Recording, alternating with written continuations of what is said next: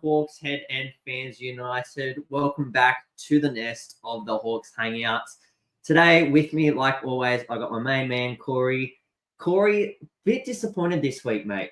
Yeah, a little bit disappointed, mate, but we'll move on. We're still on that top of the table. Big, huge game coming up against Melbourne United on Saturday. Looking forward to it. I'm feeling a little bit nervous, but to calm those nerves, we've got a couple of beers, mate. Terrible day to be a beer again. Absolutely. So first little shout out again to Seeker, Unanderra Brewery there. This is a Sun God West Coast Pilsner. They've done a little collab with his boy Elroy, the greatest burger joint in the Southern Hemisphere. I'm saying it. I know it's a big call. Shout out to Lockie, absolute legend of a bloke, great business. Love their stuff. What about you, bud? And I have got the Huck Hazy. Shout out to the Hawks. It's got a little hawk on the front of it. It's such a good drop. Beautiful. All right, so we're going to review the game that we had against Adelaide. So this game, I felt it was always going to be a tough one. Adelaide was super desperate. They needed this one. They're a very tough team at home. And they came out of the gates like a rocket. They went for 63 points in that first half. And I remember watching it with a mate saying, they can go cold, but 63, they're on target for 100 here, but they only went for 28 in the second half. So they definitely slowed down. Davis had 15 of those 28 in the second half. So he was the main guy for Adelaide in that second half.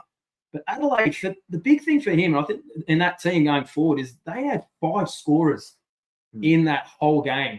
So that's a huge thing. Our biggest thing is our depth. We get lots of people contributing here and there. Well, they only had 5 scorers, and only 3 people scored for them in the second half. DJ, no neck, no good. Vasiljevic, he didn't even score in the second half. Did not score in the second half. So what did you think of our guys, though? Who was big for the Hawks?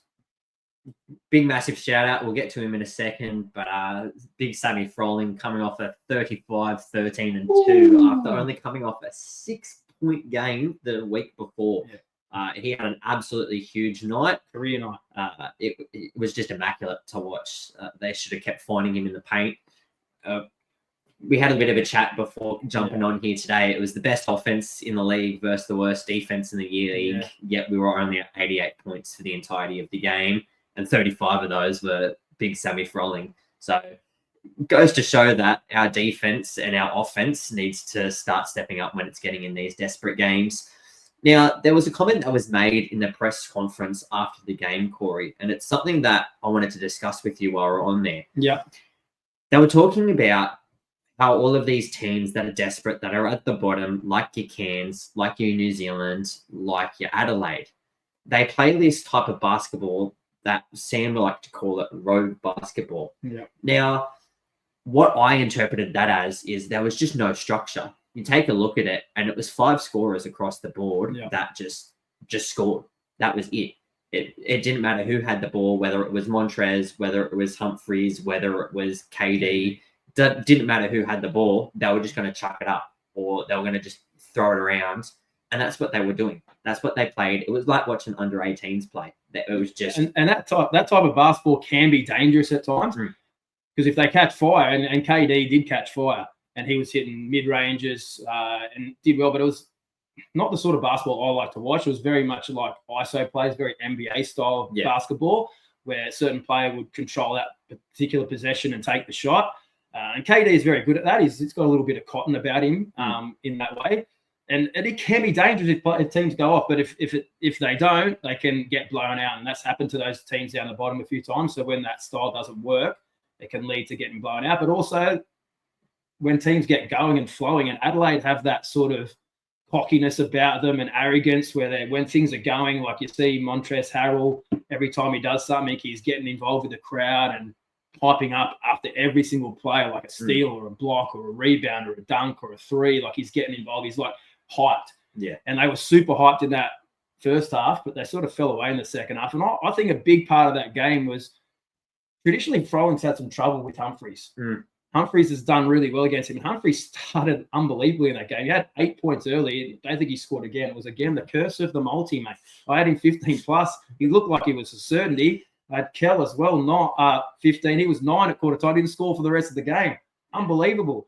So I had some people cashed out on that early. But Humphreys has been really dominant over Froling, and he was early, but then he went off and he was subbed off for a little bit, and then Froling got into his groove. Yeah, and he found his range, and he started getting confidence up. And then when they brought Humphreys back on, it was too late because Froling was just feeling it. Yeah, and then he took over and got us right back into the game. Then our man, Days of Thunder, he was having a shocker. It wasn't a Days of Thunder. It was more like a little shower, sun shower. He was having a shocker early. Then, just from nowhere, couple of days, beautiful. He's off there hitting 4 shots in a row. And from absolutely nowhere, we all had a chance to win the game with the last shot. Yeah. It was incredible. From absolutely nowhere. He couldn't hit anything. Couldn't hit the side of a bus. Then, bang, bang, bang. And he's got that in him. We saw it when he played for Shanghai in that game in the preseason where he just went 6 almost in a row. He's got that in him. Yeah. Man, he's just left it late. If that game goes to overtime, I reckon we've got him. What do you reckon? I don't reckon the last shot should have gone to Harvey. I know he comes up big in clutch, and he very much has that him mentality when it comes down to the clutch. You had Kell open, you had Days open, wide open, and he had just, as you said, hit 4 threes back to back to back to back to back. You know, it's like Thor had come down from the heavens and gone, my man, what are you doing? Bring the thunder. And he did. And then he was just hitting it. Even as people were in his face, he was hitting it. But it was pretty tough. That last play was a bit of a scramble. Kell got the rebound. It was on the floor on his back. He popped it up to Wani. Love Wani, but probably not the greatest guy to have the ball in their hands, trying to make a decision whether to pass and who to get it to. Like court vision is probably not his strong point. He just found Harvey could have been better. Days would have been a great option because he was on fire, but could have been a lot worse. Like Harvey can hit those shots. He's done it plenty of times in the past. Tough shot. There was talks then. I watched the little sneaky replay of it because they didn't show it on the coverage, so I rewound it and had a look myself. KD deliberately goes to foul him because he's smart play because he didn't want the 3, but he grabs him around the waist as a deliberate foul to so he go to the line to shoot 2 and not be able to hit the 3. Yeah. But the foul doesn't get called, so then Harvey's off balance, so he's no chance of hitting the 3. And I think that's what some complaints were towards the end of the game there. In the end, if he hits those 2, there's still not much time left anyway, so we're probably still going to lose the game, but it probably had a little bit of an impact. I mean, the impact it would have just been for points percentage, which as we're coming to the rough end of this season, it starts to matter more and more and more. And we'll talk about it when we look at the Brisbane game, but these bottom feeder teams that are still it, like your New Zealand, like your Adelaide, like your Brisbane, they're playing hard. They're playing desperate because they know that they've still got a chance to make the 6. So 100%. And there's no easy games. Like our great man, Corey's Homicide Williams would say, it's no cupcake league. There's no easy games in the NBL. As was shown, we're on top of the table. We'll lose to a team who has a 14, 15-game losing streak. Anything can happen on any given night. Every team has players who can play the game, so you can't take any game for granted. Like even the game against Adelaide, we're down 25, and they were chirping and carrying on, thinking we're going to smash the best team in the comp. And I thought, here we go. We haven't been flogged all season. Yeah, this is going to be our first hammering of the season. But to the Hawks' credit, they never gave up, and in the end, for that points percentage, was huge. That even though they lost, I wasn't totally disappointed. I think that showed great signs that they didn't give up and they got it back within 3 and actually had a chance to level it with the last shot. I thought that showed some really good signs for the Hawks moving forward. They could have definitely let that game get blown out, but they didn't. But now we're going to move on, man, to what you call the best segment on the podcast. Now, some people will disagree, but I'm going to let you have it. All right, let's go. Get up and get out. What do you got this week, my brother? My get up, we just spoke about him, but big Frols. Absolutely banger of a game. As I said, he came off 6 points, went out there, 35, 13, and 2. He just absolutely dominated. Now, I'm a bit worried about this one, Corey. Okay. I've got him in my get up. My only thing is now, it's like your multi. Oh, have you put the kid death on him? I don't know if I'm going to. He's going to have an absolutely huge game. He's coming up.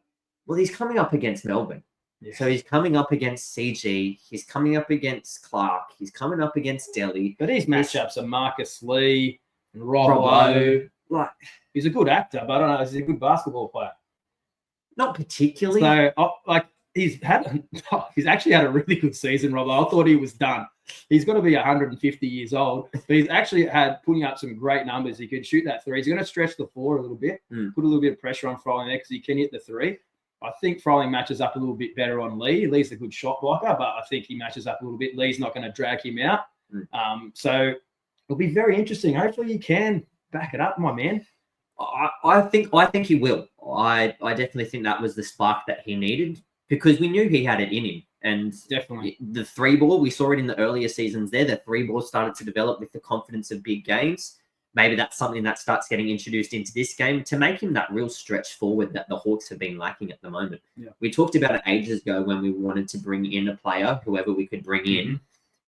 If that was something that Sam started to develop and he started to develop that three ball with that offensive threat, I honestly believe the Hawks would only go into the market for maybe a 3 guard, maybe a 3 or a 4. I think Sam would stay at that 5 spot. Yeah. And it could potentially be the push for him to actually make the NBA. He went and played with the Pacers in the G League for the Summer League. Yeah. And it's just something he would be great with. At least a boomer spot if you can bring that to his game. But it's a huge step for him to take. It's probably going to have to work on it in the off season or wherever he goes in the off season, whether it be NBL 1 or somewhere overseas. Yeah. So hopefully he can in those lower leagues develop, get some confidence with it, and then bring it to the NBL. Fingers crossed. What about your get out? My get out. Now, we talk about it a lot, and I've heard enough of me going on and on and on and on and on about the same things and using the same words on the podcast. But we always go on about our bench depth. Yeah. We always attest to how good they are, the depth that we've got, that next man up mentality. Corey, there was 19 bench points in this game. We shot 19 more shots and we still lost against the worst defensive team. Now, I know we had the chance to come back in the game, and we did. And we fought our way back from 25 down, which is great because come playoff time, we're down. We've got that mentality. We've done worse. It's only 10 points. We've come back from 25 down. We're only down 12. You know, it's one of those things that the boys needed to have happen to them to come back. Obviously, we didn't come away with the win, but that bench has been pivotal in the last few games, and especially in this Melbourne game. It's a high-pressure game for us, isn't it? Huge. Lots of pressure in that next game. But, yeah, I agree that Adelaide only had 16 bench points, and that was from Jarrell Martin, who I think should be a starter. Yeah. So have him as a starter, they would have 0 bench points, Adelaide. Yeah. So we only had 19. We probably expect a little bit more from our bench, to be honest. This worst defense against the best offensive thing, sometimes it's those stats that can't always look too much into them. I feel sometimes it's just really about the head-to-head matchup. Don't worry about best, worst, whatever. And Adelaide just seem to do really well against us. Whether it's they feel good when they play against us or the matchups they feel that they can dominate the matchups. It's happened 3 times. So I think it's not so much about best, worst, and who's whatever in the league and comparing it over a whole season. It's just about that matchup. Like you look at us against the Kings this year, we've done really well. So we've matched up well against them. So that has nothing to do with the best offense or best defense. It's just the matchups across and the confidence that you have when you go against those teams. So I think that's probably more of what it is than necessarily best versus worst. So just got to lock in those certain matchups when we struggle. Yeah. And it also, one thing that I really want the Hawks to start figuring out with themselves is to not get involved in the antics of other teams. Yes. Adelaide is a team that just knows how to get under the skin. And my biggest worry, and we'll talk about it in a second in the Melbourne preview, but Melbourne do it a lot smarter and a lot better than what Adelaide do. Adelaide will just go with it. It's very showmanship. It's very just like a concert, like a musical. They're just out there. Yeah. They'll do it. They just love getting the crowd into it. Melbourne play it smart. You see it with Delhi. You see it with Shea Illy. You see it with the flop himself. Yeah. They do it smart and they learn how to get under the skins, and especially Vickerman as well. Like they work the court. They work the refs. They work the ref. They're really good at doing it. Adelaide, I agree. They were in there in our faces. That little thing just before halftime, I think it was, or was it quarter time? End of quarter, first quarter, I believe it was. Yeah. Where Tatum and that said something to the refs. Again, I like that he's sticking up for his players, but then it wasn't the right call. I did think that Hickey got pulled by the leg on the ground by DJ. Still, though, we got to move on from that.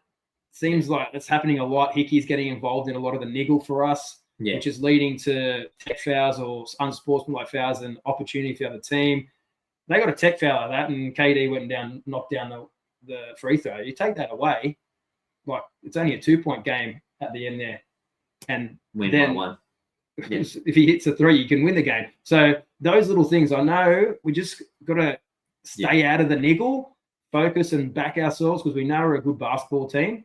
Don't need to have that little niggle and rubbish here and there. I do appreciate that JT does stick up for his team because I think that's important as a coach and the players respect him when he does that.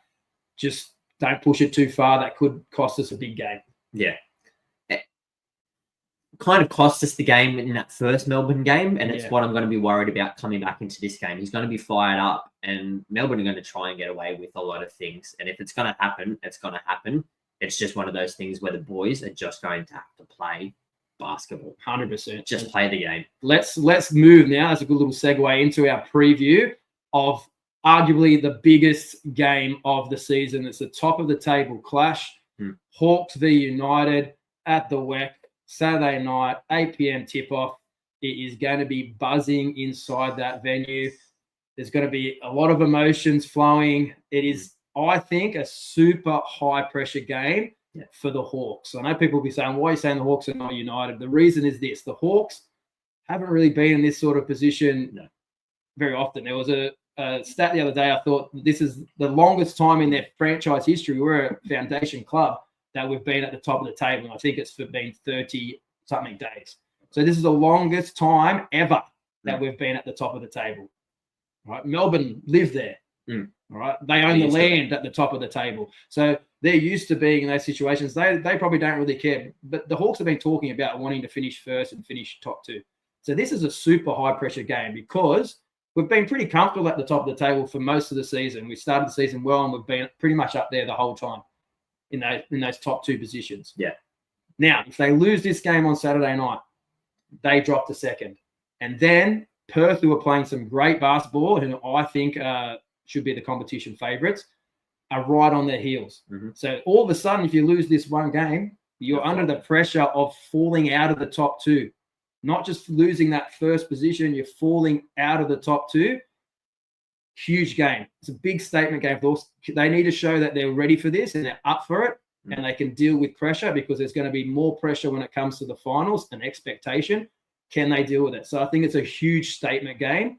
I want to be saying at the end of this game, this is how we do it. Because I want us to be walking away from that game thinking, you know what? We're right in this competition. Let's do it, boys. Absolutely. And I believe the key of the game for us is to stop the CG43, the Flopmeister himself. 42 points with 10 threes. 30 points off threes. And that incredible game winner. Wow. The Aussie Steph, in my opinion. Yeah. As much as I hate him, and we'll talk about why in a second, if the game is close, Melbourne will win. They are the best in the comp for close games. They're 5-0 when it's -5 points. They come back and they find a way. We saw it in the New Zealand game. Yeah. New Zealand deserved to win that game at home, in front of their home crowd, and they just could not get it done purely for the fact that they just knew which man to hit, and he hit it. He just absolutely hit. Beautiful stroke. He was on form, and he just did it. He carried them to that victory. Yeah. And like you said, they are the best team in the comp by a long way in close games. And you know when it gets to the finals, there will be close games. 5-0 in points, games less than 5. The Hawks, they're 2-7. So they've had a lot of close games, and that is a big concern for me moving forward. Yeah. We've only won 2 games when it's been 5 or less points deciding those games, and we've lost 7. That is a concern. We've spoken about it many, many times about our end-of-game management and what we need to do and how we can be a little bit better. I feel Melbourne, in those moments, they love those moments and they know what they're going to do. They know exactly what they're going to do. They're confident in their processes. I'm unsure whether the Hawks know what they're going to do in those end-of-game processes to get the job done, and that is probably my biggest concern. in this game is if it's going to be a close game, can we get the job done? And it's why I feel like we need to go back to what was working. We had an amazing game against Melbourne there at one stage where we just came out right off the bat, hot as hot could be. We knew exactly what we were doing. We knew what game we wanted to play, and we played our game for the entirety of the game.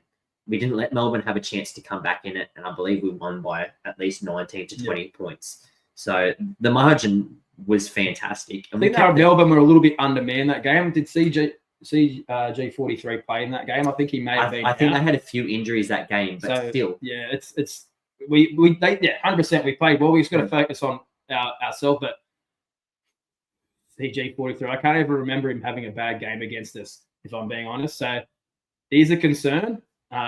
Big game, super excited. It's your last game before you head over to Bali, mate. So I'm sure you're going to be in holiday vibes and pretty excited at that game tomorrow. I'm going to be pumped. Oh, yeah.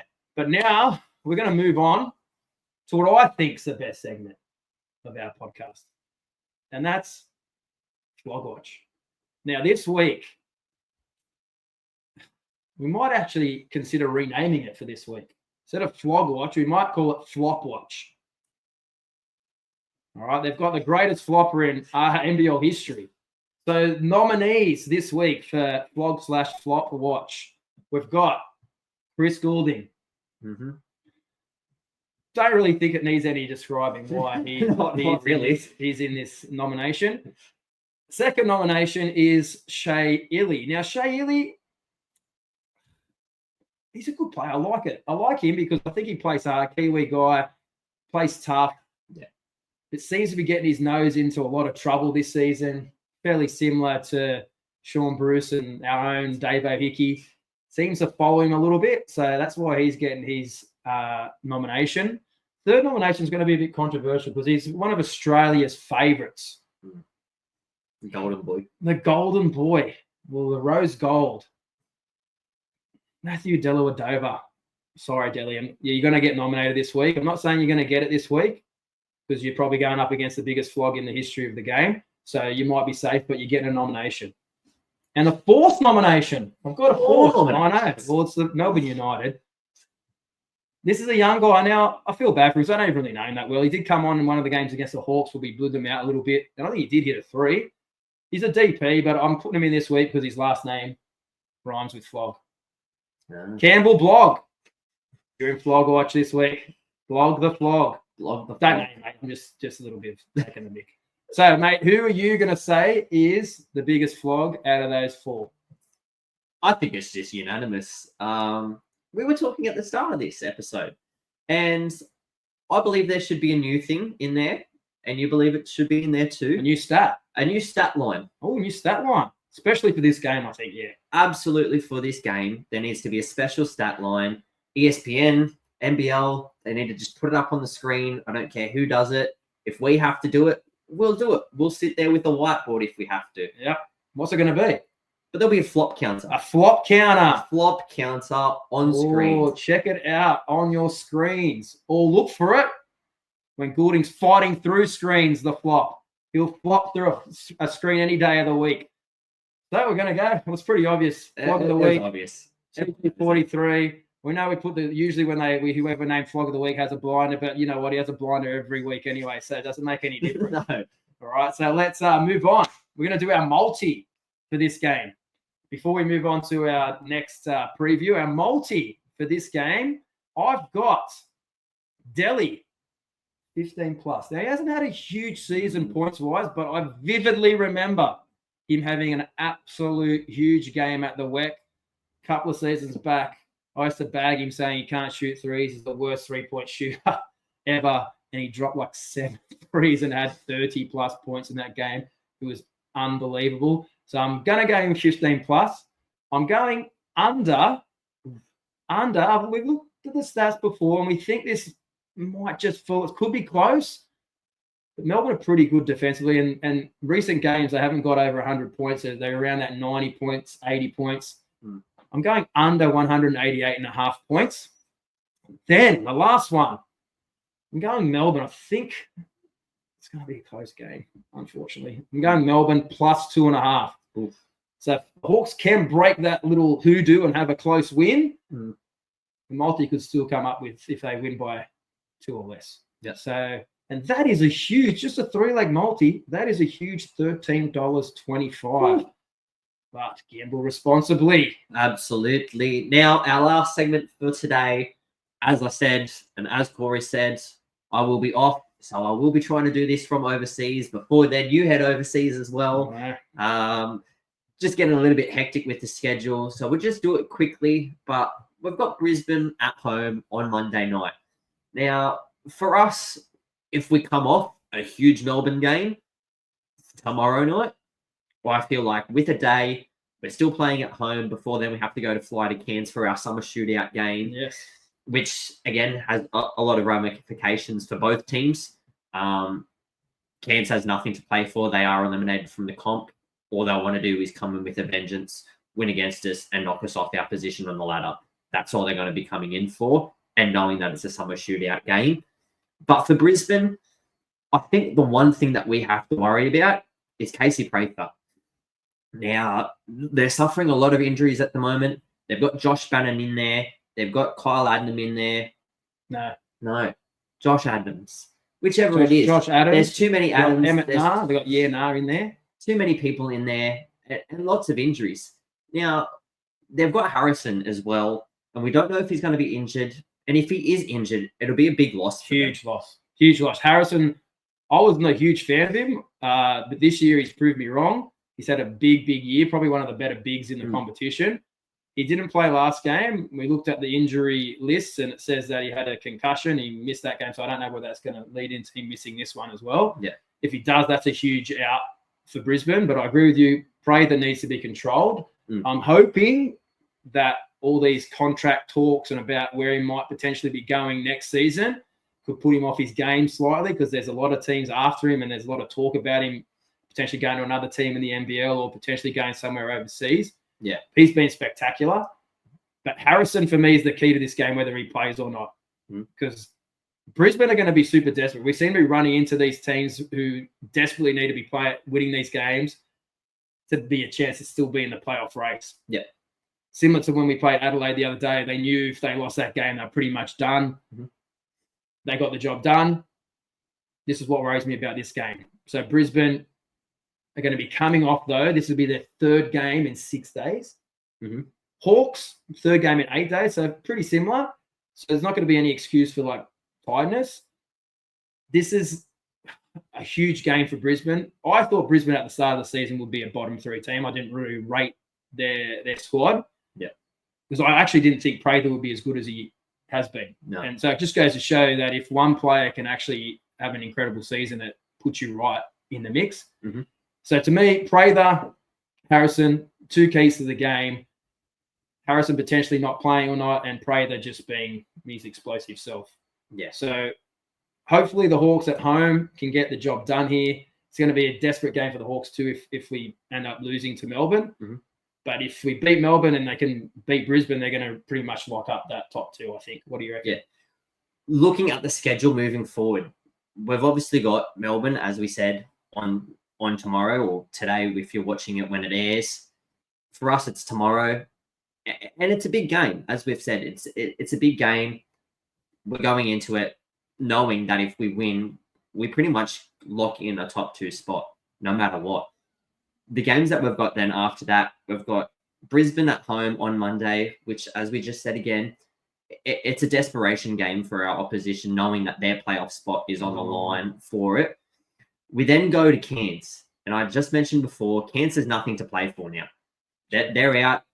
They won't care. Hopefully the Hawks are switched on because they beat us last time. So hopefully we switched on in that game and don't get our pants pulled down again. And it's our summer shootout game. So we've said to the league that we will score over or at least 104 points in this game. Is there a prize money for that? I think it's about $50,000 for the club. Yeah. And then whoever correctly guesses it for the fan wins $100,000 in cash. Yeah, nice. So nice little competition that they've got running. But then after that, we have quite a little bit of time. Yeah, and we have basically a week before then we go to Tassie. So we'll come home, we'll train, we'll relax a little bit, and then we'll fly out to Tassie, which if you're on our socials at the Hawks Hangout and the Basketball Fix on Instagram, YouTube, Facebook, Twitter, wherever you follow us from, I actually will be in Tasmania courtside with my dad watching the Hawks play the Tasmanian Jack Jumpers. Now, we'll have some exclusive game day footage for that one. But again, that's another game that has massive desperations for both teams. Yeah. The Hawks lose this Melbourne game. They're still fighting for a top 2 spot. The Jack Jumpers, they're falling down a little bit and they're fighting for a play-in spot. They're fighting for that 6th spot. So, yeah, that's huge for Tassie. Then you look forward after that. We've got New Zealand in New Zealand. Is that right? Yep. And then our final game of the season against their arch rivals, the Sydney Queens, at the WEC. Mm-hmm. We're at home. And then hopefully we're looking forward to the playoffs. So fingers crossed, my man. Enjoy tomorrow night, but enjoy your trip to Bali. Stay safe. Don't get any Bali belly. But before we go, I'm going to say a quick little shout out. I watched the Win News story last night, and they were talking. Trey Kell had a shout out to Tian. Mm-hmm. She's a massage therapist for the Hawks. And I know Tian. She's a great lady. And I thought it was great. And it summed up what the Hawks organization is about, looking at and appreciating the people who do the work behind the scenes. It's really important to do that. Trey Kell didn't have to say that. He got interviewed for just 10, 15 seconds, and that's what he talked about, shouting out to the massage therapist Tian for keeping them on the court. And it's been really good for the Hawks this year. Touch wood, we haven't had many injuries, and you can thank Tian for that. So love you, Tian. Keep your hard work up and go the Hawks. Go the Hawks. Now, that is unfortunately all we have time for. A little bit of a shorter episode today, but short and sweet, exactly like me and exactly how all of the fans love it. Now, we will be bringing you some more coverage from our Instagrams. We'll be posting more reels. We'll be posting more player highlights. We'll potentially have some players on in the next few weeks coming. We'll see what happens with that. But as always, gamble responsibly, enjoy the game, and go the Hawks. Fly, you Hawks, fly high.